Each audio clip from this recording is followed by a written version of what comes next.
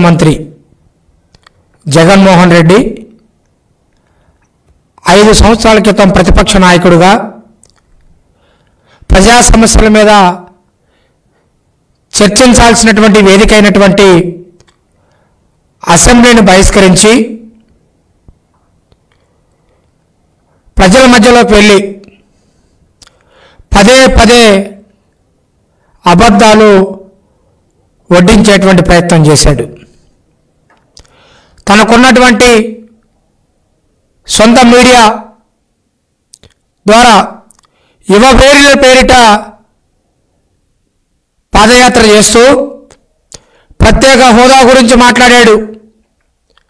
2,30,000 ఉద్యోగాల గురించి మాట్లాడాడు. పారిశ్రామిక అభివృద్ధి గురించి మాట్లాడాడు. అన్న వస్తున్నాడని చెప్పండి, నేను విన్నాను, నేను ఉన్నాను అని చెప్పేసి మాట్లాడాడు. చివరికి ఒక్క ఛాన్స్ అని చెప్పేసి అడిగాడు.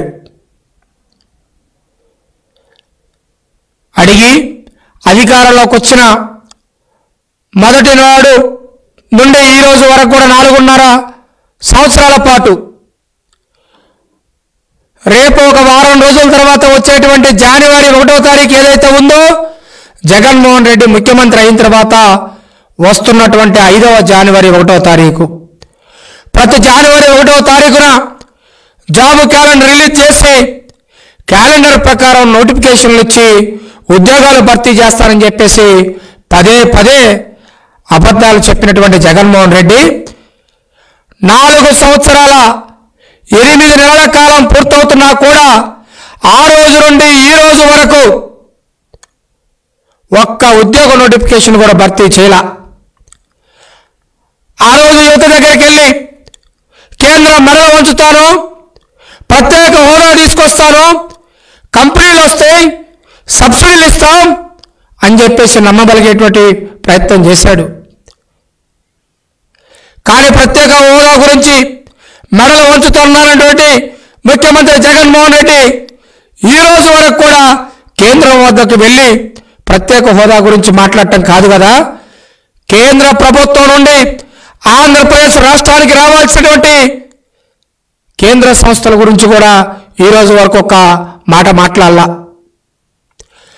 ఏ రాష్ట్రానికైనా సరే అభివృద్ధికి తలమానికం పారిశ్రామిక రంగం. పారిశ్రామిక రంగం అభివృద్ధి చెందితేనే ఆ రాష్ట్రంలో నిరుద్యోగం తగ్గుతుంది, ఆ రాష్ట్రంలో అభివృద్ధి సాధ్యం, ఆ రాష్ట్రంలో సంపద సృష్టించబడుతుంది. కానీ ఏ రోజు కూడా ఒక్క పరిశ్రమను తీసుకొచ్చేటువంటి ప్రయత్నం చేయాల, ఒక్క పెట్టుబడులు తీసుకొచ్చేటువంటి ప్రయత్నం చేయాల, ఒక్క ఉద్యోగ ఉపాధి అవకాశాలు ప్రైవేటీకరణలో కూడా తీసుకొచ్చేటువంటి ప్రయత్నం చేయాల.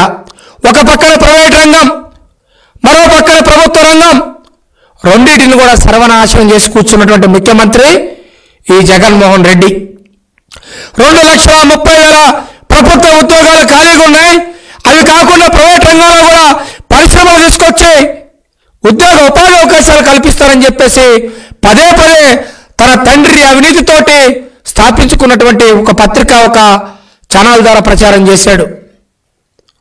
ఆనాడు చంద్రబాబు నాయుడు గారు 5 సంవత్సరాల కాలంలో 10 లక్షల కోట్ల పెట్టుబడులతోటి ప్రైవేట్ రంగంలో దాదాపుగా 6 లక్షల ఉద్యోగాలు తీసుకురావడం జరిగింది.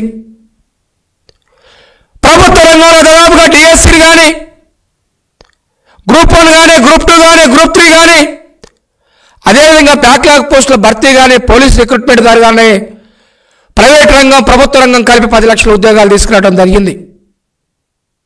కానీ ముఖ్యమంత్రి వచ్చాక పెరిగిపోయినటువంటి అవినీతి వల్ల కానీ, పెంచినటువంటి కరెంటు ఛార్జీల వల్ల కానీ, పెంచినటువంటి కరెంటు కోతల వల్ల కానీ ఈ రోజు వరకు ఒక పరిశ్రమ రాలా.